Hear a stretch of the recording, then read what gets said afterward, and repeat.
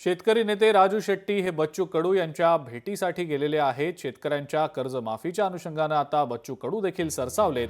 11 एप्रिलला आमदारांच्या घरासमोर आंदोलनाचा त्यांनी इशारा देखील दिलाय। बच्चू कडू कार्यकर्त्यांसह मशाल पेटून आंदोलन करणार आहेत। राजू शेट्टी आणि बच्चू कडू शेतकऱ्यांच्या मुद्द्यावर एकत्र येत आहेत। स्वाभिमानी शेतकरी संघटनेचे अध्यक्ष राजू शेट्टी सध्या विदर्भाच्या दौऱ्यावर आहे।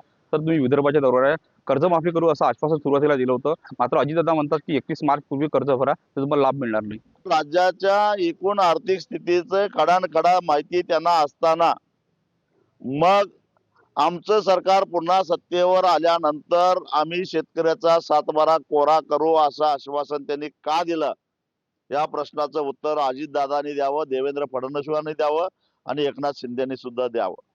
का विश्वासघात केला तुम्ही शेतकऱ्याचा? आज स्थिती अशी आहे, राज्यातल्या एकूण 45 लाख शेतकऱ्यांनी पीक कर्ज काढलं, त्यापैकी 23 लाख शेतकऱ्यांना थकबाकीदार असल्याचा शिक्का मारून वसुलीच्या नोटिसा आलेल्या आहेत।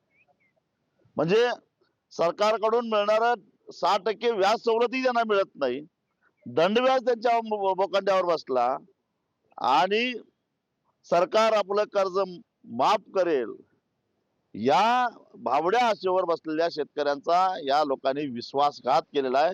शेतकरी त्यांना कधीच माफ करणार नाही। कृषी मंत्र्यांनी विधानसभेमध्ये 31 मार्चच्या शेतकऱ्यांच्या खात्यावर पैसे जमा होतील असं आश्वासन दिलेलं होतं।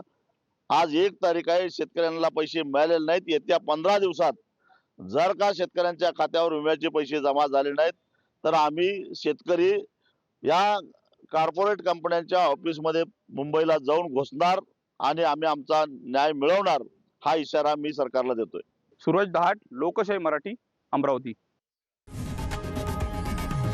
लोकशाही मराठी ऐका, पहा, जागरूक रहा।